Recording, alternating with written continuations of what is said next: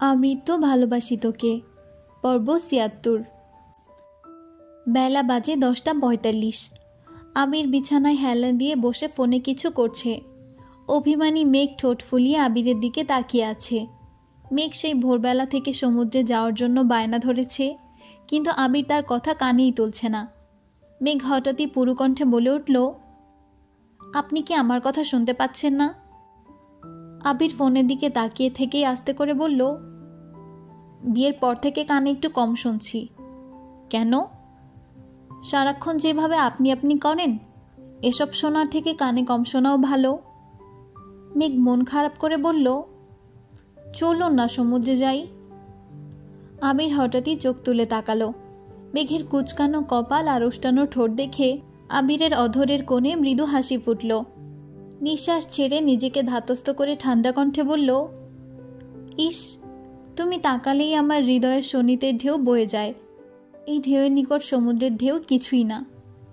মেঘ ভেঙচি কেটে বিড়বিড় করল, আপনি একটা মেঘ সঙ্গে সঙ্গে নিজের মুখ চেপে ধরেছে। আবির প্রশস্ত আখিতে চেয়ে অদম্য কণ্ঠে বলল, বলো বলো। বইয়ের কাছে সভ্য সেজে বিশ্ব রেকর্ড করার আমার কোনো ইচ্ছে নেই। আমি নষ্ট পুরুষ হলে আমার বইয়ের কাছে হবে। পরনারীর চোখে না হয় সাধু পুরুষই হব। মেঘ চোখ ভরা আকুতি নিয়ে ফের প্রশ্ন করল, আপনি যদি সমুদ্রে নাই নিবেন, তাহলে ঘুমের মধ্যে আমাকে হাইজ্যাক করে এনেছিলেন কেন? মেঘের মুখে এমন কথা শুনে আবির ফিক করে হেসে উঠল। কণ্ঠস্বরে কোমলতা মিশিয়ে বলল, বিয়ে করা বউকে হানিমুনে এনেছি তার জন্য এত বড় কথা? আজই বউয়ের মুখে হাইজ্যাকার শুনতে হচ্ছে। এ জীবন রেখে কি হবে? মেঘ ভ্রুকুচকে রাগী চোখে তাকিয়ে আছে। আবির এক মনে হেসেই যাচ্ছে। মেঘ কিছু না বলে উঠে বারান্দায় চলে গেল। আবির বেশ কয়েকবার ডেকেছে, কিন্তু মেঘ রুমে আসার নামই নিচ্ছে না। আবির বিছানা ছেড়ে উঠে বারান্দায় গিয়ে মেঘের পাশ ঘেঁষে দাঁড়ালো। মেঘের চুলের শক্ত বাঁধন খুলে চুলগুলো উন্মুক্ত করে দিল। মেঘের সুদীর্ঘ কেশরাশি বাতাসে এলোমেলোভাবে উঠছে। মেঘ চোখ ঘুরিয়ে আবিরের দিকে তাকালো, তবে কিছুই বলল না। আবির মুচকি হেসে আস্তে করে বলল, হৃদয়ে প্রেমের আগুন জ্বালিয়ে অভিমানে কেন যেতে চাও অন্তরালে? মেঘের নীরবতা দেখে আবির মোলায়েম কণ্ঠে ফের বলল, রাগ করে না জানো, বিকেলে ঘুরতে নিয়ে যাব। আপনি রুমে যান, আপনার সাথে কোনো কথা নেই। সত্যি তো? হ্যাঁ। ঠিক আছে। আমির ভাব নিয়ে রুমে চলে এসেছে ঠিকই, কিন্তু মেঘ আর আসছে না। 5 মিনিট পেরিয়ে 10 মিনিট হতে চলল। মেঘের রুমে আসার কোনো নামই নেই। আমির ফোন হাতে নিয়ে রাকিবের নাম্বারে কল দিল। রাকিব কল রিসিভ করেই গুরুগম্ভীর কণ্ঠে বলল, খুব সুখে আছিস না? দরকারে কল দিলেও রিসিভ করার প্রয়োজন মনে করিস না? বউ পেলে আগে তো সবই ভুলে যেতিস, আর এখন কি বলবো?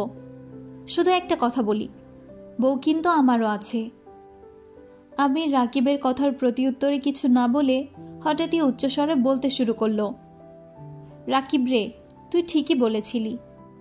রাকিব থতমত খেয়ে প্রশ্ন করল, আমি আবার কি বলেছিলাম? আমির দাঁতে দাঁত চেপে বিড়বিড় করল, চুপ থাক। আমির প্রগাঢ় কণ্ঠে ফের বলল, বিয়ে তো করেছি, কিন্তু এখন বুঝতেছি তুই যা বলেছিলি একদমই ঠিক বলেছিলি। ভেবেছিলাম বিয়ে করলে সব ঠিক হয়ে যাবে, কিন্তু আমি ভুল ছিলাম। এই দুদিনেই আমি আমার গার্লফ্রেন্ডের শূন্যতা উপলব্ধি করতে পারছি। ওপাশ থেকে রাকিব চাপা স্বরে বলছে, কত নাটক করে বিয়েটা করলি, এখন আবার গার্লফ্রেন্ড খুঁজিস? হারামি কোথাকার। আবির কণ্ঠ 3 গুণ শৃঙ্গে তুলে আবারও বলে উঠল, রাকিব, তুই তাকে বলে দিস আমি খুব মিস করছি তাকে। মেঘ রুমে আসতেই আবির ফিসফিস করে বলে উঠল, কাজ হয়ে গেছে, রাখি এখন। মেঘ রাগান্বিত কণ্ঠে হুঙ্কার দিল, আপনি কাকে মিস করছেন? আবির অন্য মনস্কভাবে উত্তর দিল, আমার গার্লফ্রেন্ডকে। কে সে? ছিল কোনো এক মায়াবতী। একদম ফাজলামো করবেন না, আমি কিন্তু সিরিয়াস। আমিও সিরিয়াস। তুমি বিশ্বাস করবে না, সে আমাকে পাগলের মতো ভালোবাসতো। আমাকে দেখার জন্য দিনরাত ছটফট করত। আমার সাথে কথা বলার জন্য, ঘুরতে যাওয়ার জন্য দেওয়ানা ছিল। অথচ তুমি। সামান্য কথাতেই মেঘের দুচোখ টলটল করছে। একরাশ মন খারাপে মুহূর্তেই মনের উঠানে অন্ধকার নেমেছে। বুকের বাম পাশে তীব্র যন্ত্রণা হচ্ছে। মেঘের মন বলছে আবির মেঘ ব্যতীত অন্য কাউকে ভালোবাসতেই পারে না, কিন্তু মস্তিষ্ক যেন মনের কথা বুঝতেই চাইছে না। তিক্ততায় বিষিয়ে দিচ্ছে মেঘের কোমল মনটাকে। আবির মুড নিয়ে অন্যদিকে তাকিয়ে আছে। আচমকা নাকটানার শব্দে আবির দৃষ্টি ফেরালো। মেঘের চোখ মুখ দেখে আতঙ্কে বিছানা থেকে নেমে মেঘের দুবাহু চেপে ধরে আদুরে কণ্ঠে শুধালো, এই কি হয়েছে তোমার? মেঘের নিস্তব্ধতা দেখে আবির ভীতিকর কণ্ঠে বলতে শুরু করলো, আগেই বলে দিচ্ছি, একদম কাঁদবে না। তোমার বাপের কলিজার টুকরোকে আমি নিয়ে আসছি। যত্নে না রাখতে পারলে আমাকে সোজা জেলের ভাত খাওয়াবে।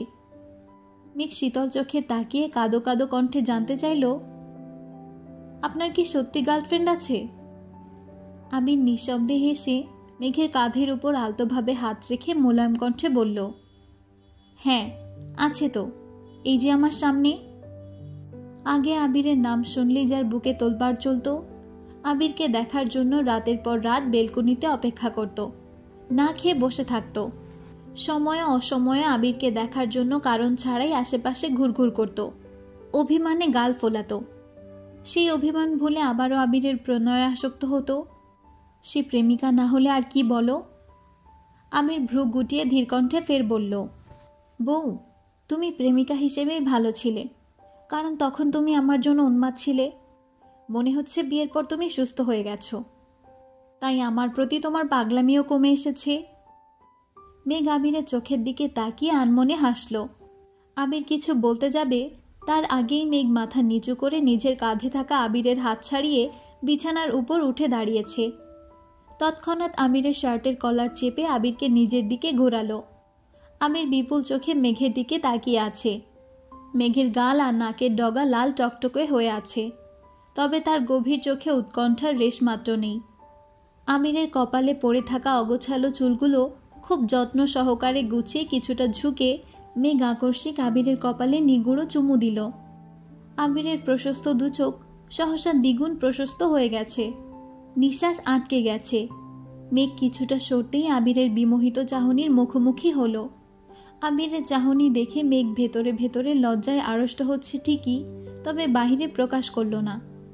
মেঘ ঢোক গিলে সঙ্গে সঙ্গে আবিরের অধরে নিজের অধর চেপে ধরেছে। আবির তড়িৎ বেগে মেঘের পেট বরাবর ধরে মেঘকে বিছানা থেকে নামিয়ে সঙ্গে সঙ্গে চেপে ধরেছে। মেঘের পা আবিরের পায়ের ওপর, দুইটা দেহ একসঙ্গে লেপ্টে আছে। মেঘের পাতলা অধর আবিরের নিয়ন্ত্রণে।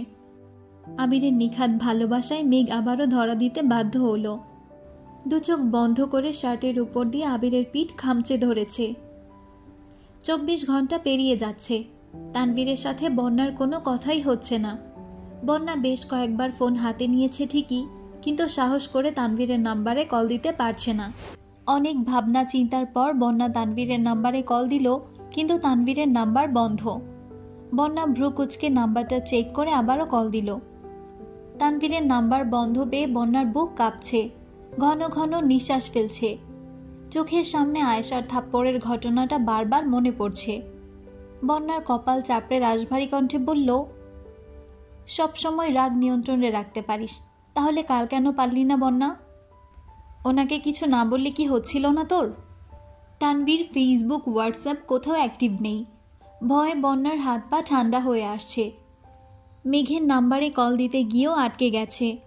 দিশা বিশা না পেয়ে আইরিনের দেওয়া একটা নাম্বারে কল দিল। মূলত ফোনটা মাহমুদা খানের। আইরিন কল রিসিভ করে ফিসফিস করে বলল, ভাবি কোথায় তুমি? বাসায়। কেন? তানভীর ভাইয়া গতকাল সন্ধ্যার পর বাসায় এসে একটু পর সেজে বের হয়েছিল, এখনও বাসায় আসেনি। বাসার সবাই খুব টেনশন করছে। তোমার সাথে কি কথা হয়েছে? না, কিন্তু উনি কোথায়? জানি না, ফোন বন্ধ, ভাইয়ার বন্ধুরাও কিছু জানে না। এখন রাখছি, কেউ দেখে ফেললে আবার বকা খেতে হবে। শোনো। আইরিন কল কেটে দিয়েছে। বন্যা দুহাতে মাথা চেপে নির্বিকার ভঙ্গিতে বসে আছে। তানভীরের রাগ আর জেদ সম্পর্কে বন্যার খুব ভালোই ধারণা আছে। জেনে বুঝে এত বড় ভুল কিভাবে করলো সেসব ভেবেই ক্লান্ত হয়ে যাচ্ছে। বন্যার চিৎকার করে কাঁদতে ইচ্ছে করছে, কিন্তু সেটাও পারছে না। কারণ বাসার কেউ টের পেলে এই নিয়ে অশান্তি সৃষ্টি হবে। খান বাড়িতে তুলকালাম কাণ্ড চলছে। তানভীরের কি হয়েছে সেটা জানতে সবাই উঠে পড়ে লেগেছে, কিন্তু কেউই কিছু বলতে পারছে না। এক পর্যায়ে আলী আহমদ খান আবিরের নাম্বারে কল দিল। মেঘ তখন ওয়াশরুমে। আমির কল রিসিভ করে বারান্দায় চলে গেছে।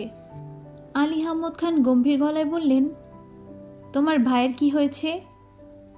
আমির ভ্রু কুঁচকে বলল, জানি না, আমার সাথে কথা হয়নি।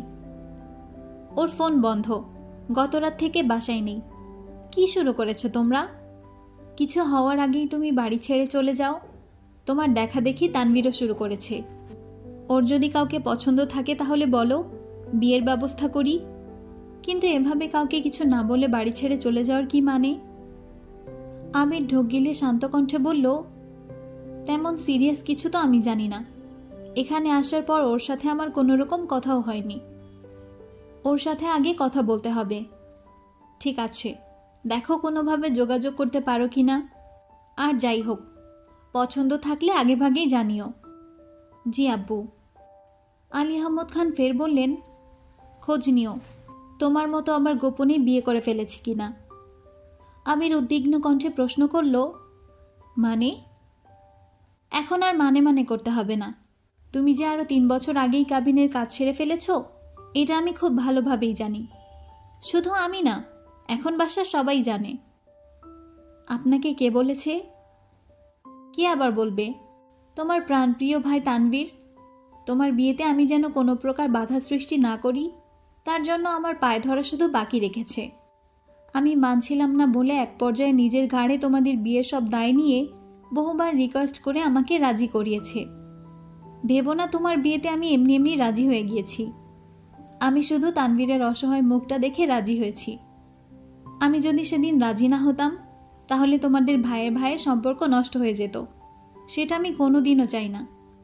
আমি যেমন আমার ভাইদের সবসময় আগলে রেখেছি, আমি চাই তোমাদের সম্পর্কটাও এমন থাকুক। তাই আবারও বলছি, তানভীরের সম্পর্কে এমন কিছু জানলে আমাকে আগেই জানিয়ে দাও। আমির তপ্তস্বরে জানালো, আমি তানভীরের সাথে যোগাযোগ করে তারপর আপনার সাথে কথা বলবো। আপনার চিন্তা করতে হবে না। ঠিক আছে, তানভীরের সাথে কথা হলে বাসায় আসতে বলো। জি আচ্ছা। আবির প্রভূত আখিতে দূরের আকাশে চেয়ে আছে। মেঘকে না পেলে আবির মরে যাবে, এই কথা আলী আহমদ খানকে বলায় আবির তানভীরের ওপর নিজের রাগ ঝেড়েছিল। অথচ তাদের বিয়ে কোনো ঝামেলা ছাড়া সম্পন্ন হবার পেছনে তানভীরের হাতটা ছিল, এটা জেনে আজ আবিরের খুব খারাপ লাগছে। তানভীরকে জড়িয়ে ধরে 1000বার ধন্যবাদ দিতে ইচ্ছে করছে। আবির সঙ্গে সঙ্গে তানভীরের নাম্বারে কল দিল। সবার মতো আবিরও নাম্বার বন্ধই পেল। আবির কল দিতে দিতে আনমনে রুমে ঢুকতেই মেঘের লম্বা চুল আবিরের চোখে মুখে লাগে। মেঘের ভেজা চুলের পানিতে আবিরের মুখসহ গলা পর্যন্ত ভিজে গেছে। মেঘ পেছনে ঘুরে আবিরকে দেখেই ভীতকণ্ঠে বলতে শুরু করল, সরি, আমি সত্যি আপনাকে দেখিনি। আবির মুচকি হেসে বলল, বিয়ের পর বউয়ের ভেজা চুল চোখে মুখে না লাগলে বিয়ের ফিলি আসে না। যাক, অবশেষে নিজেকে সর্বাঙ্গীন স্বামী মনে হচ্ছে। মেঘ চিবুক নামিয়ে কয়েক কদম পেছাতেই আবির আশ্চর্য নয়নে তাকালো। মেঘের পরনে আবিরের একটা সাদা শার্ট, সঙ্গে প্লাজো, গলায় একটা স্কার্ফ ওড়না পেঁচানো। আবির বিস্তীর্ণ আখিতে তাকিয়ে আছে। মেঘ চোখ তুলে তাকিয়ে কিঞ্চিত হেসে বলল, এভাবে তাকিয়ে আছেন কেন? সুন্দর লাগছে না? খুব। মেঘ মোলায়েম কণ্ঠে বলল, ঘুরতে যখন নিয়েই যাবেন না, তখন এত সুন্দর ড্রেস আর শাড়ি পরে কি হবে? তাই রাগ করে আপনার শার্ট পরে ফেলেছি। একবার বলুন ঘুরতে নিয়ে যাবেন, তাহলে এখনই সাজুগুজু করব। আবির মৃদুস্বরে বলল, থাক না, এভাবেই ভালো লাগছে। কাছে আসো, হাতাটা ঠিক করে দেই। মেঘ ভেঙচি কেটে বিড়বিড় করল, আমি আপনার নতুন শার্ট পরে নিয়েছি। আপনার কি রাগ লাগছে না? যেখানে আমিই তোমার, সেখানে শার্ট আর এমন কি? এদিকে আসো। মেঘ এগিয়ে আসলো। আবির মেঘের পরনের শার্টের হাতা ফোল্ড করতে করতে ধীরকণ্ঠে শুধালো, বন্যার সাথে ইদানিং কোনো কথা হয়েছে? না, কেন? তানভীরের সাথে বন্যার মনে হয় কোনো ঝামেলা হয়েছে। সাকিব কাল মেসেজ দিয়ে শুধু বলেছিল তানভীর বন্যার সাথে আলাদাভাবে কথা বলতে চাচ্ছে, কিন্তু তারপর কি হয়েছে সে জানে না। তানভীরও নাকি কিছু বলেনি। একটু আগে আব্বু কল দিয়েছিল, বললেন রাত থেকে তানভীর বাসায় নেই। মেঘ শীতল কণ্ঠে শুধালো, বাসায় নেই মানে? কোথায় গেছে? কেউই জানে না। তানভীরের ফোন বন্ধ। বন্যাকে কল দিয়ে জিজ্ঞেস করো কোনো সমস্যা কি না। আচ্ছা। মেঘ সঙ্গে সঙ্গে বন্যার নাম্বারে কল দিল। বন্যা কল রিসিভ করে স্বাভাবিক কণ্ঠে জানতে চাইল, কী রে, কেমন আছিস?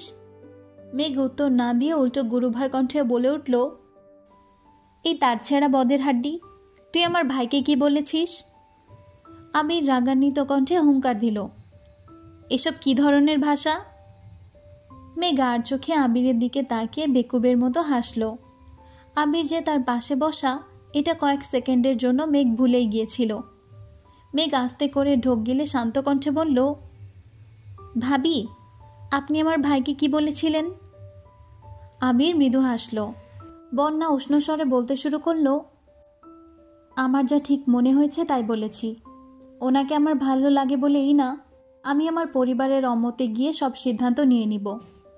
উনি আমার কথা ঠিকমতো না বুঝেই ফোন বন্ধ করে ফেলেছেন, এতে আমি কি করব?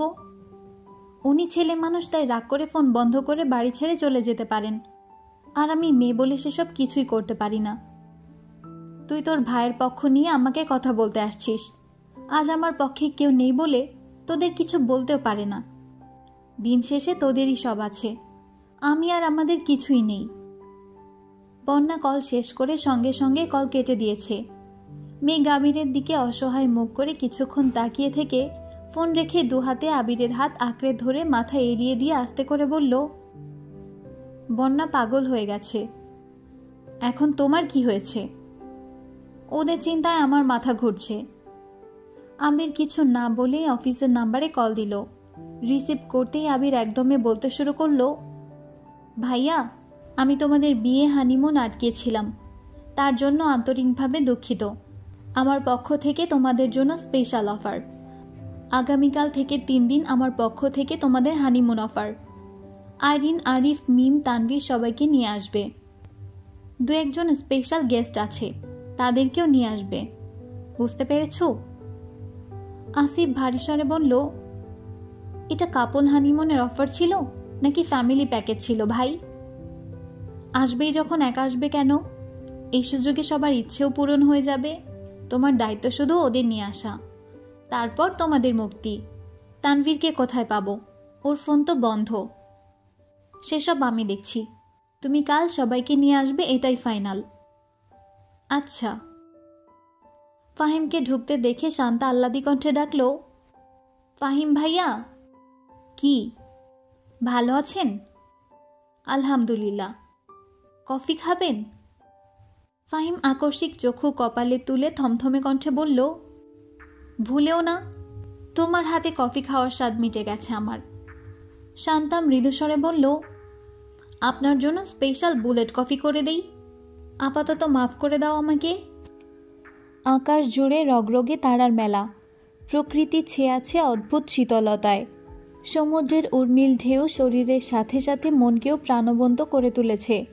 মেঘ আমিরের হাতে হাত রেখে সমুদ্রের পাড়ে হাঁটছে, চোখে মুখে উজ্জ্বলতা। অদ্ভুত এক ভালো লাগায় মন অশান্ত হয়ে উঠেছে। সমুদ্রের পানি আপন বেগে এসে দুজনার পা ভিজিয়ে দিচ্ছে। মেঘ সীমাহীন সমুদ্রের পানে কিছুক্ষণ তাকিয়ে থেকে আচমকা আবিরের অভিমুখে তাকায়। আবির মেঘের মুখোমুখি দাঁড়িয়ে উদ্দীপ্ত কণ্ঠে বলল, আমি যেদিন প্রথমবারের মতো কক্সবাজার এসেছিলাম সেই দিনই মনে মনে প্রতিজ্ঞা করেছিলাম, এরপর আসলে তোকে নিয়েই আসব।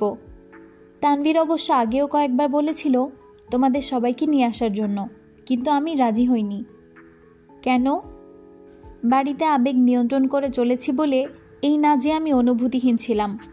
বউয়ের সাথে বোনের মতো আচরণ করা কতটা শাস্তিস্বরূপ এটা তুমি কি বুঝবে?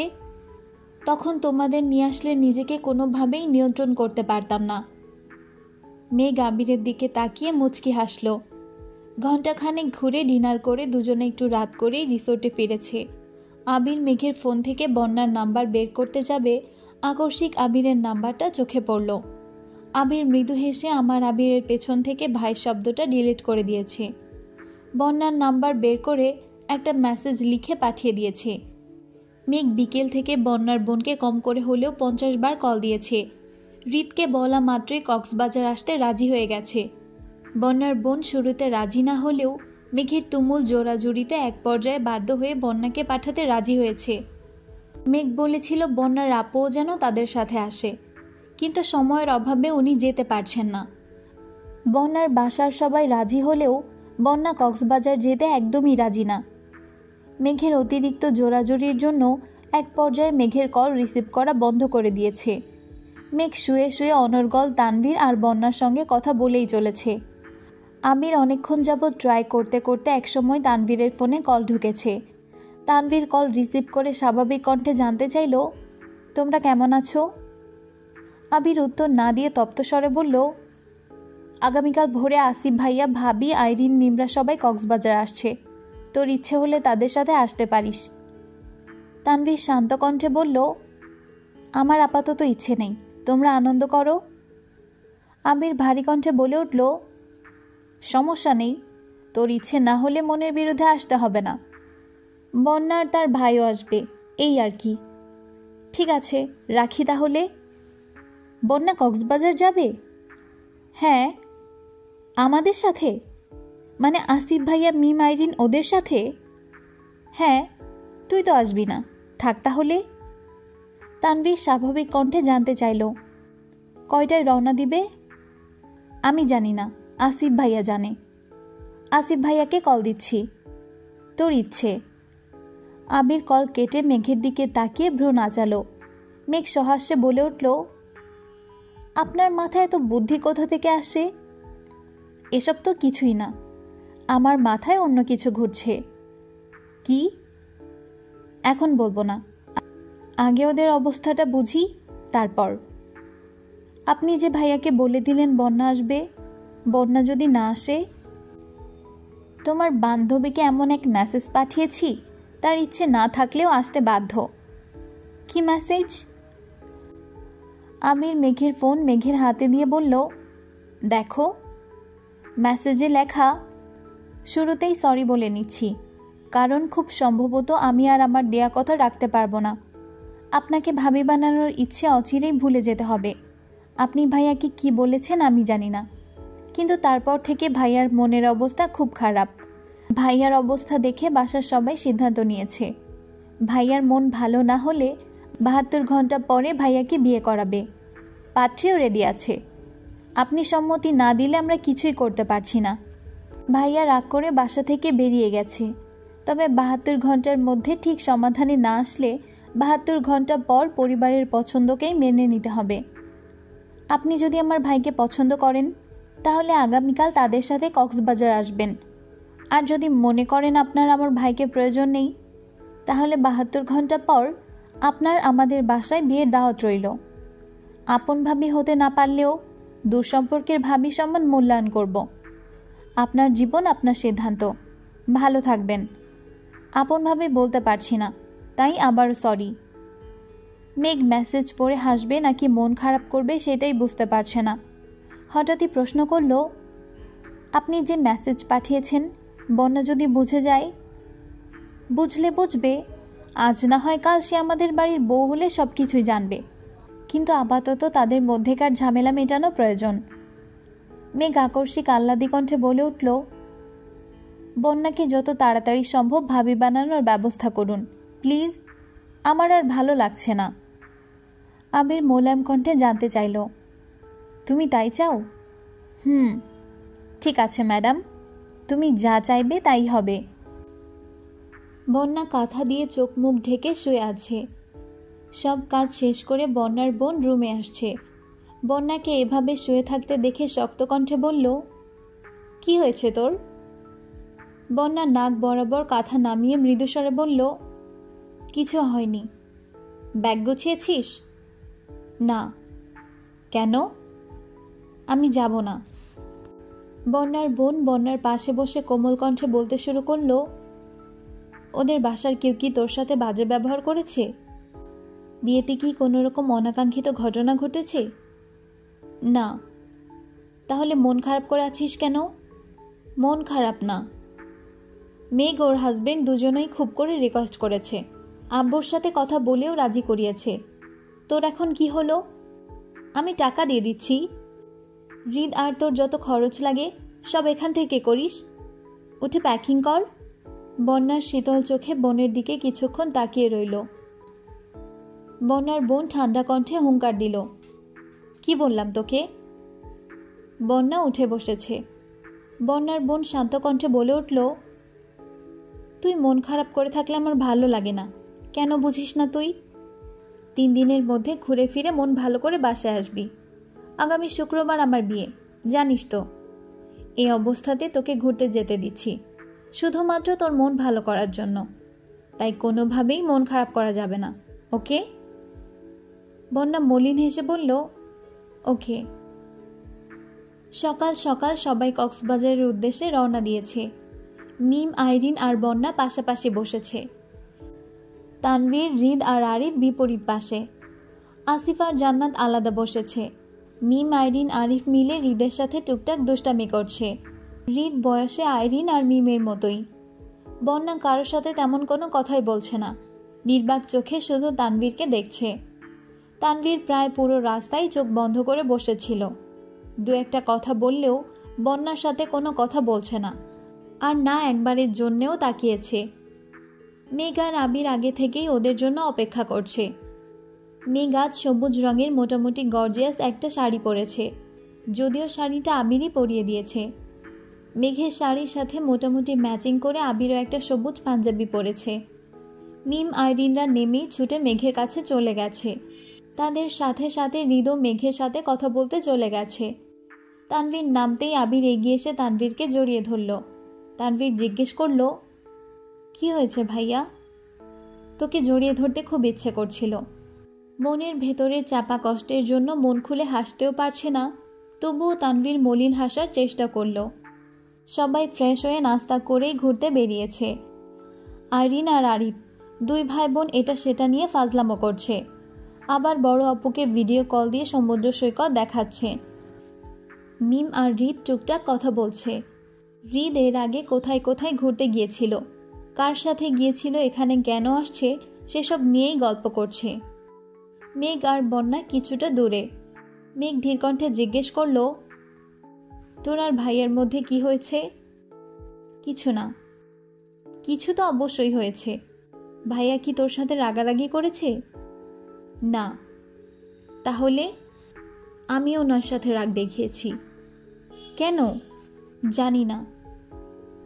এদিকে আবিরও তানভীরকে বারবার জিজ্ঞেস করছে, কিন্তু তানভীর সরাসরি কোনো উত্তরই দিচ্ছে না। তানভীরের নিস্তব্ধতায় আবিরের মেজাজ চরমভাবে খারাপ হচ্ছে। ঘোরাঘুরি শেষে যে যার মতো রুমে গেলেও আবির আর তানভীর যায়নি। আবির তানভীরের কাঁধে হাত রেখে গম্ভীর কণ্ঠে জানতে চাইল, তুই কি ভেবেছিস? নিজের মধ্যে কষ্ট চাপিয়ে রাখলে সব ঠিক হয়ে যাবে? ঠিক হবে না জানি, তবুও আমি কারো সুখের সময় দুঃস্বপ্ন হতে চাই না। কোন দুঃস্বপ্নের কথা বলছিস? তুই খুব ভালো করেই জানিস। তুই না থাকলে আমার শখের স্বপ্নগুলো এখনও দুঃস্বপ্ন হয়েই থাকতো। তুই আমার ভাই হয়ে আমাকে না জানিয়ে এত বড় কাজ করেছিলি বলে আমি অভিমান করে তোকে না জানিয়ে তোর বোনকে এখানে নিয়ে আসছিলাম। কিন্তু তোর দুঃখ ভুলে আমি সুখের সময় কাটাতে পারতাম না ভাই, তাই বাধ্য হয়ে তোদের জোর করে এখানে আনিয়েছি। এখন বল, তোর কি হয়েছে? আমি নিয়তির কাছে আবারও হেরে গেলাম ভাইয়া। বন্যার চোখে আমি তানভীর অযোগ্যই রয়ে গেলাম। আমি ভাই হিসেবে যথাযথ হলেও প্রেমিক হিসেবে পরিত্যক্ত। বন্যা কি বলেছে? আমাকে বাস্তবতার 3 পাতা অভিজ্ঞতার অভিব্যক্তি বুঝিয়েছে। আবির মৃদু হেসে বলল, এটা আর এমন কি? প্রেমিকার চোখে নিজের প্রেমিক সবসময় নিষ্কর্মা আর অযোগ্যই থাকে। ও ওর পরিবারের সিদ্ধান্তের বাইরে কিছু করতে পারবে না। পরিবারের সিদ্ধান্তের বাইরে কিছু করতে বলেছে কে? তানভীর মুখ ফুলিয়ে রাগী স্বরে বলল, ও আমাকে রিজেক্ট করেছে।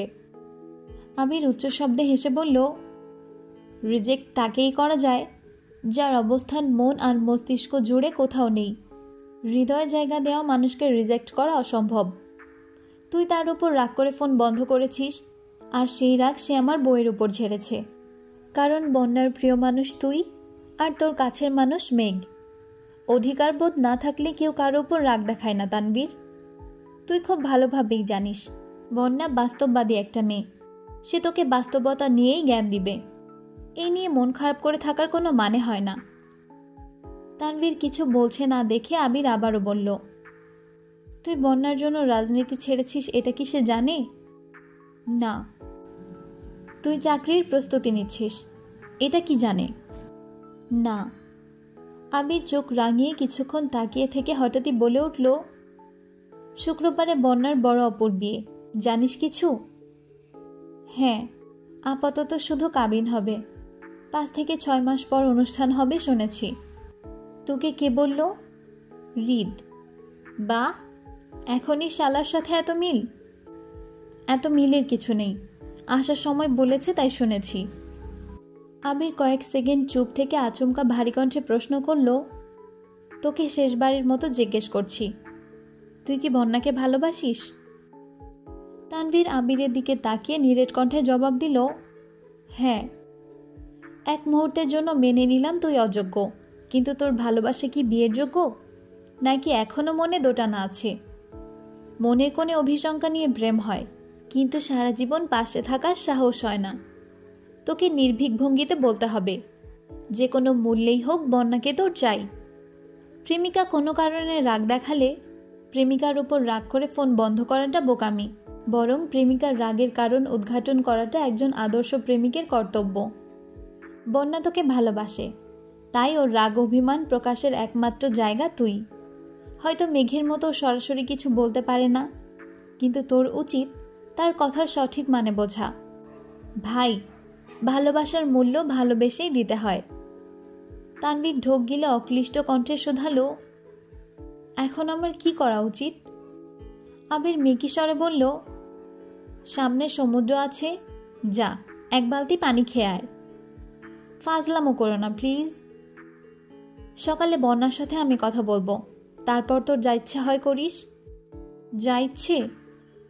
আবির আর চোখে তাকিয়ে গুরুভার কণ্ঠে বলল, রিল্যাক্স। তানভীর নিঃশব্দে হাসল, আবিরও হাসল। 2 ভাইয়ের কথাবার্তা শেষ করে রিসোর্টে ফিরতে অনেকটা দেরি হয়ে গেছে। মেঘ বেঘরে ঘুমোচ্ছে। আবির রুমে ঢুকে ফ্রেশ হয়ে বিছানায় শুয়েছে। ঘুমন্ত মেঘের শান্ত আদরখানা আজ একটু বেশি সুন্দর লাগছে। আবির আবিষিত নয়নে মেঘকে দেখছে, এই দেখার কোনো অন্ত নেই। আবিরের হৃদয় জোড়ে যার অস্তিত্ব প্রতিনিয়ত তর্জন গর্জন দিয়ে ওঠে, তার সংস্পর্শ পেলেই আবিরের হৃদয়ে প্রশান্তির হাওয়া বয়ে যায়। দিন শেষে প্রতিটা মানুষ কারো না কারো কাছে দায়বদ্ধ, কারো ভালোবাসায় পরিতৃপ্ত। মেঘের পূর্ণতা যেমন আবির, তেমনি আবিরের পূর্ণতাও মেঘ। সুদীর্ঘ সময় নিরীক্ষণ শেষে আবির আলতো হাতে মেঘের মসৃণ গাল স্পর্শ করল। মেঘ ঘুমের মধ্যেই আটকে উঠেছে। কুণ্ঠায় চোখ মেলতেই আবিরকে দেখতে পেল। আবির সস্নেহে প্রশ্ন করল, ভয় পেয়েছ? মেঘ শুকনো ঢোক গিলে কিঞ্চিত হাসার চেষ্টা করল।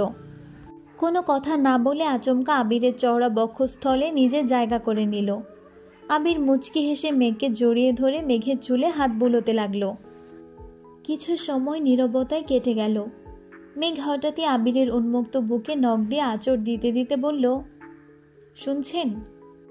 আবির শক্ত কণ্ঠে বলল, তুমি ডাক শোনার যোগ্যতা কি আমার নেই? আছে, কিন্তু কিন্তু কি? আমি যদি তুই থেকে তুমিতে আসতে পারি, তুমি কেন আপনি থেকে তুমিতে নামতে পারছো না? মেঘ মোলায়েম কণ্ঠে বলে উঠল, তুমি তুমি তুমি হয়েছে? এখন বলো আবির। আবির ভাই। আবির মেঘের মাথায় আস্তে করে গাঁটটা দিয়ে ভারী কণ্ঠে বলল, আবিরের সাথে ভাইয়ের সম্পর্ক মরে গেছে, এখন শুধু আবির আছে, বলো আবির। মেঘ কিছুই বলছে না। তর্জনী আঙুলের নখ দিয়ে আবিরের বুকের ওপর A+M লেখায় ব্যস্ত। মেঘের লেখা শেষ হতেই আবির মেঘের হাত চেপে ধরে মোলায়েম কণ্ঠে বলল, বুকের ওপর A+M লিখলে হবে না ম্যাডাম, এই নাম হৃদয়ে স্থায়ীভাবে লেখা হয়ে গেছে। মৃত্যুর আগ পর্যন্ত এই নামের অক্ষর থাকবে। আপনাকে যেটা বলেছি সেটা বলুন। মেঘ বলল, কি বলবো? আবির। আবির। Good girl. আবার বলো। ইস, আর পারবো না। আমি কি স্কুলে পড়তে আসছি নাকি? হ্যাঁ, তুমি আবিরের স্কুলে ভালোবাসার ট্রেনিং করতে আসছো। বলো। আবির। এখন পুরোটা বলো। মেঘ শীতল কণ্ঠে বলল, আবির শুনছো? আবির নিঃশব্দে হেসে বলল, উফ, তুমি এভাবে ডাকলে আমি বিনাশের দোরগড়া থেকে ফিরে আসতে সক্ষম হব। মেঘ অতর্কিতে আবিরের বুকে চিমটি কাটল। আবির মৃদু হেসে ফের বলল, কি বলতে চেয়েছিলে বলো? আমি একবার আপনার অফিসে গিয়েছিলাম। আপনার রুমের দেওয়ালে ডি লেখা ছিল। তখন আপনি আমাকে ডি এর মানে বলেননি। আপনার বেশ কিছু ফেসবুক পোস্টেও ডি লেখা দেখেছি। এই ডি এর মানে কি? দিলশা। দিলশা মানে কি? হৃদয় রানী। ছোটবেলায় স্কুলে কারো মুখে এই নামটা আমি প্রথম শুনেছিলাম। নামের অর্থ জিজ্ঞেস করায় সে এই অর্থটাই বলেছিল। বাসায় এসে আমার সে কি বায়না, তোমার নাম যেন দিলশা রাখে। এমন আজবগুজি নাম শুনে বাসার মানুষ আমার কথা কানেই তোলেনি। তখন মনকে সান্ত্বনা দিয়েছিলাম, আমার হৃদয়ের রানীকে শুধু আমিই দিলশা ডাকব। নামটা সুন্দর না? মেঘ অনুষ্ণ কণ্ঠে বলল, হ্যাঁ, খুব সুন্দর। তোমাকে দিলশা ডাকলে রাগ করবে না তো? একদমই না। আপনার যা ইচ্ছে তাই ডাকতে পারেন। আমার আর একটা প্রশ্ন আছে। কি? বাসায় যখন আমার বিয়ের আলোচনা চলছিল, তখন কাউকে কিছু না জানিয়ে আপনি প্রথম বিয়েটা ভেঙেছিলেন। দ্বিতীয়বার মিম আপনাকে জানিয়েছিল, কিন্তু তৃতীয়বার তো মিম বাসায় ছিল না, আর আমার কাছেও ফোন ছিল না। আমার জানা মতে বাসার কেউই আপনাকে জানায়নি। তখন আপনাকে কি বাহিরের কেউ বলেছিল? বাহিরের মানুষ শুধু বাহিরের নিউজ দিতে পারে, বাড়ির ভেতর কি চলে এটা কিন্তু তারা জানে না। তাহলে আপনি কিভাবে জেনেছিলেন? তোমার আব্বু আমাকে মেসেজ দিয়েছিলেন। আব্বু? হ্যাঁ, কিন্তু তখন তো আব্বু খুব রাগারাগি করেছিলেন, আমাকে ছেলের সামনে যেতে জোরাজুরি করেছিলেন। সেসব ওনার প্ল্যান ছিল। আমি বাসায় পৌঁছানোর আগে তোমাকে ছেলেপক্ষের সামনে আনতে পারলে আমি কিভাবে রিয়্যাক্ট করি সেটাই দেখতে চেয়েছিলেন। সেদিন শোনোনি, সবই ওনার পরিকল্পনা ছিল। আব্বু মেসেজ দিয়েছে জানার পরেও আপনি এত ভীত ছিলেন কেন? মেসেজ যে তোমার আব্বু দিয়েছেন সেটা আমি প্রথমে জানতামই না। অপরিচিত নাম্বার থেকে মেসেজ আসছিল। আমি দেশ ছাড়ার আগের দিন তোমাকে বাসার কাছে নামিয়ে দিয়ে রাকিবদের সাথে বসেছিলাম। সেখানেই এক বড় ভাইয়ের সঙ্গে দেখা। উনি এই সেক্টরে জব করেন। নর্মালি ফেসবুকে অ্যাড হয়েছিলাম। বাইরে থাকাকালীন হঠাৎই আমার ওই নাম্বারটার কথা মনে পড়ে। কৌতূহলবশত নাম্বারটা ভাইকে পাঠিয়ে বলেছিলাম ডিটেলস সংগ্রহ করে দিতে পারবে কিনা। একদিনের মধ্যেই উনি ডিটেলস সংগ্রহ করে দিয়েছেন। সিমটা তোমার আব্বু, মানে আমার শ্বশুরের নামে রেজিস্ট্রেশন করা ছিল। আমি সেদিন বেশ অবাক হয়েছিলাম। 50% শিওর ছিলাম উনি আমাদের কথা জানেন, আবার 50% সন্দেহও ছিল। তাই তখন বিষয়টাকে সেভাবে গুরুত্ব দেইনি। ভাইয়ার ব্যাপারে কিছু ভেবেছেন? সকালে তোমার বান্ধবীর সাথে কথা বলবো, তারপর যা হোক একটা সিদ্ধান্ত নিব। তুমি আমার সাথে থাকবে। আচ্ছা, এখন ঘুমাও, ভোরবেলা সূর্যোদয় দেখতে হবে তো। হ্যাঁ, শুভরাত্রি। শুভরাত্রি। সবাই ঘুমিয়ে পড়লেও পাশাপাশি দুটা রুমে দুই কপতি চোখে ঘুম নেই। বন্যা, মিম, আইরিনের জন্য একটা রুম নেওয়া হয়েছে। মিম, আইরিন ঘুমে তলিয়ে আছে। বন্যা সোফায় হেলান দিয়ে বসে আছে আর বারবার ফোন হাতে নিচ্ছে। তানভীরের নাম্বার বের করে দু একবার কল দেওয়ার চেষ্টা করেছে, আবার ফোন রেখেও দিয়েছে। পাশের রুমে থাকা তানভীরও একইভাবে ছটফট করছে। ভোরের আলো ফোটার আগেই সবাই সমুদ্র সৈকতে পৌঁছে গিয়েছে, তবে জান্নাত আর আসিফকে কেউই ডাকেনি। আবির আগেই বলেছিল তাদের বিরক্ত করবে না, তাই ইচ্ছে করেই ডাকেনি। তানভীর কিছুক্ষণ দাঁড়ালো। মেঘ আর আবিরকে একসঙ্গে কয়েকটা ছবি তুলে দিয়ে চুপচাপ চলে গেছে। কিছুক্ষণ পরেই আসিফ আর জান্নাত এসেছে। আবিরের উদ্দেশ্যে রাগান্বিত কণ্ঠে বলল, আমাদের ডাকলি না কেন? তোমাদের হানিমুনের সুযোগ দিলাম। বিয়ে হয়েছে প্রায় 1.5 বছর হতে চলল। এখন আর আমাদের এই সুযোগ দরকার নেই ভাই। তোরা নবদম্পতি, এখন সুযোগ তোদের লাগবে। আবির মেকি স্বরে বলল, আমাদের সুযোগ করে দিতে হবে না, নিজেরাই করে নিতে পারবো। এই জন্যেই তো বাসরাতে বউ নিয়ে পালাইছিস। আবির শব্দ করে হাসল, সাথে আসিফও। মেঘ, মিম, বন্যা, আইরিন, জান্নাত সবাই সমুদ্রে পা ভেজাচ্ছে, ঢেউয়ের গতিতে ছুটোছুটি করছে। আরিফ আর হৃদও তাদের সঙ্গ দিচ্ছে। আবির আর আসিফ তানভীরের বিষয় নিয়ে কিছুক্ষণ কথা বলল। এক সময় আসিফ সবাইকে নিয়ে নাস্তা করতে চলে গেছে। বন্যা তাদের সঙ্গে যেতে নিলে আবির গম্ভীর কণ্ঠে ডাক দিল, বন্যা দাঁড়াও। জি ভাইয়া। তোমার সাথে আমার কিছু কথা আছে। মেঘ চুপচাপ আবিরের পাশে দাঁড়িয়ে আছে। মেঘ চোখের ইশারায় বলতে বলল। আবির ঠান্ডা কণ্ঠে বলতে শুরু করলো, তোমার তানভীরের সাথে কী নিয়ে ঝামেলা হয়েছে আমি জানি না, আর জানতেও চাই না। আজ আমি তানভীরের ভাই না, বন্ধু হয়ে কয়েকটা কথা বলবো। তুমি ইতিমধ্যে জানো তানভীরের জীবনে কেউ একজন ছিল। তুমি তাকে দেখেছ, সেসব কৈশোরের আবেগ ছিল। এখন সে আগের থেকে অনেক বেশি ম্যাচিউর হয়েছে। তোমাকে তানভীর ছোট থেকে চিনলেও কখনো তোমাকে নিয়ে সেভাবে ভাবেনি। যেদিন প্রথমবারের মতো ও তোমাকে নিয়ে ভেবেছিল, সেদিন থেকে আজ পর্যন্ত প্রতিনিয়ত ও শুধু নিজেকে পরিবর্তন করার চেষ্টায় আছে। ওর লাইফস্টাইল বরাবরই ছন্নছাড়া, শুধু তোমার জন্য সেই লাইফস্টাইলে পরিবর্তন এনেছে। আমি এখন পর্যন্ত কম করে হলেও তানভীরকে 50টা ঘড়ি কিনে দিয়েছি, কিন্তু ও কোনো দিন ভুলেও একটা ঘড়ি পরেনি। অথচ তুমি একবার তাকে একটা ঘড়ি দিয়েছিলে, সে ওই ঘড়িটা ঠিকই পড়েছে। এমন ছোটোখাটো হাজারো পরিবর্তন ওর মধ্যে এসেছে। প্রথম প্রথম আমি ওকে বলে সব কাজ করাতাম, এখন সে আমার থেকেও বেশি বোঝে। আমাদের বিয়ের ব্যাপারটা ও এক হাতে সামলিয়েছে। তানভীরের জেদ সম্পর্কে তোমার কিছুটা হলেও ধারণা আছে। তোমার মুখ থেকে কোনো একদিন শুনেছিল তোমার আব্বু তোমাদের সরকারি চাকরিজীবী ছেলের কাছে বিয়ে দিবে। সেই দিনই রাজনীতি ছেড়ে চাকরি নেওয়ার সিদ্ধান্ত নিয়েছে। বই কিনে পড়াশোনাও শুরু করে দিয়েছে। তুমি যেমন বাস্তববাদী, তানভীরও নিজেকে সেভাবেই উপস্থাপন করতে চেয়েছে। তবে প্রতিটা মানুষের আবেগ অনুভূতি ভিন্ন রকম। হয়তো ওর মনে হয়েছিল তোমাকে তার অনুভূতি জানিয়ে রাখবে, তাই তোমার সামনে নিজের অনুভূতির বহিঃপ্রকাশ করতে চেয়েছিল। তোমাকে আমি ছোট করে কথা বলছি না, কিংবা দোষারোপ করছি না, শুধু তানভীরের অবস্থানটা বোঝানোর চেষ্টা করছি। তানভীর যদি একবার বলে সে চাকরি ব্যবসায় কিছুই করবে না, তবুও তাকে কেউ কিছু বলবে না। অন্ততপক্ষে আমি তো নাই।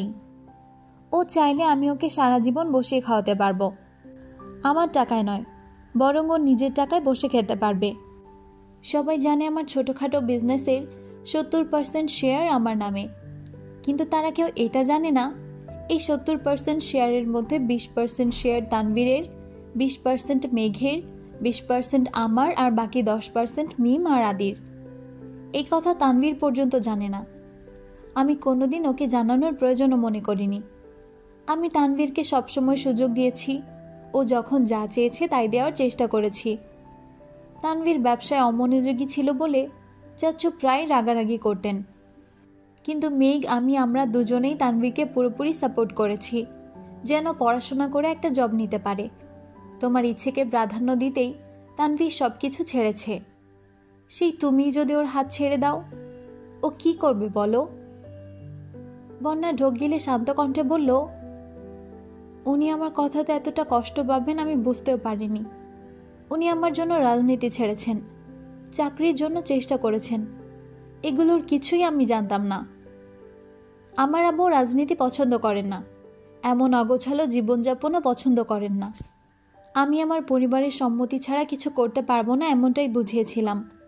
তোমার পরিবারের সম্মতি থাকলে তো তোমার কোনো সমস্যা নেই। না, ঠিক আছে, তুমি এখানে অপেক্ষা করো, তানভীরকে পাঠাচ্ছি। যত দ্রুত সম্ভব মনোমালিন্য ভেঙে মন হালকা করো। আবির মেঘের দিকে তাকিয়ে বলল, বউ চলো। বন্যা শক্ত কণ্ঠে বলে উঠল, মেঘ এখানে থাকুক।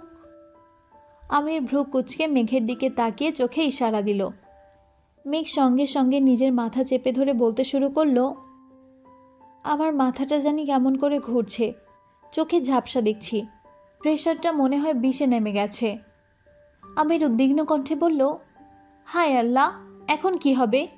তাড়াতাড়ি রুমে চলো, এখানে আর থাকা যাবে না। তোমাকে কি কোলে নিতে হবে? মেঘ কিছু বলার আগেই আবির মেয়েকে কোলে নিয়ে চলে যাচ্ছে। বন্যা থ হয়ে দাঁড়িয়ে আছে। আশেপাশে অনেক মানুষের ভিড়। বন্যা একা একা হাঁটছে আর মনে মনে ভাবছে, মেঘ গতকাল কতগুলো ফুল কিনেছিল, সেগুলো যত্ন করে পানির বোতলে ভিজিয়ে রেখেছিল। মেঘ দ্রুত রুম থেকে সেই ফুলগুলো নিয়ে আসছে। তানভীরের হাতে ফুলগুলো দিয়ে শক্ত কণ্ঠে বলল, ঠিকমতো প্রপোজ করতে না পারলে আজকের পর আমার ভাবির দিকে ভুলেও তাকাতে পারবে না, এই আমি বলে রাখলাম। এই যে উনি আমার সাক্ষী। আমি নিরেট কণ্ঠে বলল, একদম ঠিক, আজকেই তোর জন্য লাস্ট চান্স। আজকের পর আমরা কেউ তোর সাথে নেই। তানভীর মলিন হেসে বলে উঠল, আজ আবার কোন যুদ্ধ হতে যাচ্ছে কে জানে। মেঘ ফের বলল, একসেপ্ট করা না পর্যন্ত ফিরে আসবে না, খিদায় বেহুশ হয়ে গেলেও না। ঠিক আছে বোন আমার, আপনি যা বলবেন তাই হবে। তানভীর ফুলগুলো হাতে নিয়ে সমুদ্রের পাড়ে আসলো। এত এত মানুষের ভিড়ে বন্যাকে খুঁজে পেতে কিছুক্ষণ সময় লাগলো। বন্যা সমুদ্রের পাড়ে স্তব্ধ হয়ে দাঁড়িয়ে আছে। তানভীর বন্যার পাশ ঘেঁষে দাঁড়াতেই বন্যা চমকে উঠে কিছুটা সরে দাঁড়ালো। এক পলক তাকিয়ে তানভীরকে দেখে স্বস্তির নিঃশ্বাস ছাড়ল। তানভীর বন্যার কাণ্ড দেখে মৃদু হেসে বলতে শুরু করলো, নিষ্করুণ এই পৃথিবীর অপ্রিয় কেউ অনিচ্ছাকৃতভাবে শরীর ছুঁয়ে গেলেও একটা মেয়ে যেভাবে রিয়্যাক্ট করে, সেই রিয়্যাক্টটা হৃদয় ছুঁয়ে যাওয়া মানুষটার সাথে কখনোই করতে পারে না। হৃদয়টাকে আজীবন বেঁধে রাখবো বলা মেয়েটাও একসময় কারো না কারো প্রতি অস্বাভাবিকভাবে দুর্বল হয়ে পড়ে, তাই না বন্যা? বন্যা মাথা নিচু করে বলতে শুরু করলো, সেদিন আপনার সাথে এভাবে রিয়্যাক্ট করা আমার একদমই উচিত হয়নি। আমি সত্যিই দুঃখিত। মেঘের বিষয়, বাসার সব বিষয় নিয়ে সেদিন একটু বেশি চিন্তিত হয়েছিলাম। বারবার বলেছিলাম আমি কথা বলতে চাইছি না, তবুও আপনি জোর করেছিলেন, তাই না চাইতেও রাগ দেখিয়ে ফেলেছিলাম। আমি শুধু আমার পরিস্থিতিটা বোঝাতে চেয়েছিলাম, আপনি সেটা না বুঝেই রাগ করে ফোন বন্ধ করে দিলেন। আপনার কি একবারের জন্যেও আমার কথা মনে হয়নি? একবারের জন্যেও আমার কথা ভাবলেন না? আমি সবসময় দেখে আসছি আপনি খুব দায়িত্বশীল একটা ছেলে। আপনার দায়িত্ববোধ আর অপ্রকাশিত যত্ন দেখে আমি বারবার মুগ্ধ হয়েছি। সেই আপনি কিনা আমার সাথে এমন কাজ করলেন। মেঘের বিয়ের আগেও 2 থেকে 3 দিন আমার কল রিসিভ করেননি, নাম্বার ব্লক করে রেখেছিলেন। এখন একদম বাসা ছেড়ে চলে গিয়েছিলেন। এই আপনার দায়িত্ববোধ? বন্যা শেষ কথাগুলো বলতে বলতে কান্না করে দিয়েছে। তানভীর আশেপাশে তাকিয়ে দেখল, বেশ কয়েকজন তাদের দিকে তাকিয়ে আছে। তানভীর সহসা বন্যার কাছাকাছি এগিয়ে গিয়ে শান্ত কণ্ঠে বলল, কান্না করো না প্লিজ। আমি সেদিন আমার রাগ নিয়ন্ত্রণ করতে পারিনি, আর কখনো এমন হবে না। সরি। বন্যা কাঁদতে কাঁদতে ফের বলতে শুরু করলো, আপনি একটা পাষাণ, নিষ্ঠুর। আমার উপর রাগ করে আমাকেই কষ্ট দিতে উঠে পড়ে লেগেছেন। আপনি বাড়ি থেকে না গেলে তো আপনার বিয়ে ঠিক হতো না। আপনি এমনটা কেন করলেন? ভালো হয় বিয়ে করার আগে আমাকে এই সমুদ্রের পানিতে ডুবিয়ে মেরে ফেলুন। বন্যার 2 চোখ বেয়ে অনর্গল পানি পড়ছে, ঠিক মতো কথাও বলতে পারছে না। তানভীর সূক্ষ্ম নেত্রে তাকিয়ে থেকে আকস্মিক এক হাতে বন্যার চোখের পানি মুছতে মুছতে শঙ্কাজনক কণ্ঠে বলতে শুরু করলো, এই মেয়ে চুপ করো, কী সব বাজে কথা বলছো? আমার আবার কিসের বিয়ে? বিয়ে যদি করতেই হয় আমি তোমাকে বিয়ে করব। তুমি রাজি হলেও তোমাকে করব, না হলেও তোমাকে বিয়ে করব। হয় হিরোর মতো বিয়ে করব, নয়তো ভিলেনের মতো করব, তবুও তোমাকেই বিয়ে করব। এই তানভীর শুধু বন্যার। আজ এই মুহূর্ত থেকে তুমি শত রাগ করলেও আমি সব সহ্য করে নিব। আমি নিষ্ঠুর হলে তোমারই থাকব, ভাসান হলেও তোমারই থাকব। বুঝেছ মেয়ে? বন্যা শীতল চোখে তানভীরের দিকে তাকিয়ে আচমকা তানভীরকে জড়িয়ে ধরল। আকস্মিক ঘটনায় তানভীর কিছুটা ঘাবড়ে গেছে। আশেপাশে অবক্ষণ করে কাঁপা কাঁপা হাতে বন্যার পিঠে হাত রাখল। প্রথমবারের মতো তানভীর বন্যার ঘনিষ্ঠতা উপলব্ধি করতে পারছে। তানভীরের হৃদস্পন্দনের সাথে সাথে পেটের নাড়িগুলোও ধপধপ করে কাঁপছে। এক অদ্ভুত অনুভূতি সর্বাঙ্গে শিহরণ জাগাচ্ছে। এই অনুভূতির বহিঃপ্রকাশ অসম্ভব। মেঘেদের বন্ধু মহলের সবচেয়ে ম্যাচিওর মেয়েটা আজ বিবেক ভুলে আবেগের কাছে ধরা দিতে বাধ্য হলো। খোলা আকাশের নিচে শত শত মানুষের মাঝে পরিপক্কতা ভুলে ছোট বাচ্চার মতো তানভীরকে জড়িয়ে ধরে কাঁদতে লাগলো। বেশ কিছুটা সময় তানভীর নিজেও বন্যার আবেশে আবদ্ধ ছিল। সেই আবেশ কাটিয়ে বন্যার কানের কাছে ফিসফিস করল, এভাবে কেঁদো না প্লিজ। বন্যা কাঁদো কাঁদো কণ্ঠে হুঙ্কার দিল, ভাবুক। বন্যা তানভীরকে এবার আরো শক্ত করে জড়িয়ে ধরল। যা হবে দেখা যাবে ভেবে তানভীরও বন্যাকে বলিষ্ঠ হাতে জড়িয়ে ধরল। তানভীরের হাতে থাকা ফুলগুলো বন্যার পিঠে লাগছে। ফুলে থাকা পানিতে বন্যার জামা ভিজে যাচ্ছে। বন্যা বুঝতে পেরে তানভীরকে ছেড়ে পেছনে দেখার চেষ্টা করল। তানভীর বন্যার পিঠ থেকে হাত সরাতেই ফুলগুলো দেখতে পেল। বন্যা তানভীরের দিকে তাকিয়ে তপ্তস্বরে বলল, এগুলো কার জন্য এনেছিলেন? আসার সময় বনু দিল, তোমাকে দেওয়ার জন্য। দিচ্ছেন না কেন? নাকি অন্য কাউকে দিতে চান? তানভীর ঠোঁট বেঁকিয়ে শক্ত কণ্ঠে বলল, তানভীরের জীবনে বন্যা এক ও অনন্য নারী, দিলে তোমাকেই দিব। কিন্তু কথা হলো, হাঁটু গেড়ে না দিয়ে এমনি দিলে কি তুমি রাগ করবে? না মানে, আশেপাশে অনেক মানুষ আছে, হাঁটু পানিতে হাঁটু গেড়ে প্রপোজ করলে যদি হাসাহাসি করে, তখন তো নিজেকে জোকার মনে হবে। বন্যা চারপাশে নজর বুলিয়ে নিঃশব্দে হেসে বলল, ঠিক আছে, এমনি দেন। তানভীর নিঃশ্বাস ছেড়ে বলতে শুরু করলো, তোমার নামটা বন্যা হলেও আমার জীবনে তোমার কর্মকাণ্ড পুরো অগ্নিকাণ্ডের মতো। তুমি আমার চোখে মুগ্ধতার আনন, হৃদয়ের উষ্ণ প্লাবন, আমার ছায়াবৃত্ত জীবনের দীপ্তি তুমি, স্বপ্নহীন জীবনের স্বপ্ন। তুমি আমার ছন্ন ছাড়া জীবনের সুনিপুণ নাটাই। এই বিস্তৃত জলরাশিতে দাঁড়িয়ে বলতে চাই, তোমার প্রতি আমার ভালোবাসা সমুদ্রের তরঙ্গের ন্যায়, যার কোনো অন্ত নেই। আমাদের জীবনে যতই ভাটা আসুক না কেন, সব ভাটা উপেক্ষা করে আমার ভালোবাসা জোয়ারের মতো সীমাহীন গতিতে বাড়তেই থাকবে। আমি তোমাকে ভালোবাসি বন্যা, খুব বেশি ভালোবাসি। বন্যা তানভীরের হাত থেকে ফুলগুলো নিয়ে মুচকি হেসে বলল, ও আচ্ছা, আপনি আমাকে এত ভালোবাসেন, আমি তো জানতামই না। যাই হোক, ফুল দেওয়ার জন্য ধন্যবাদ। তানভীর হুঙ্কার দিল, ভালোবাসি বলো। না বললে কি করবেন? এতক্ষণ হিরো ছিলাম, এখন ভিলেন হয়ে যাব।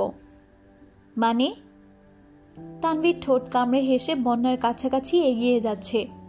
বন্যা এক পা দুপা করে পেছাতে পেছাতে এক পর্যায়ে আতঙ্কে উচ্চস্বরে বলে উঠল, আমিও আপনাকে ভালোবাসি।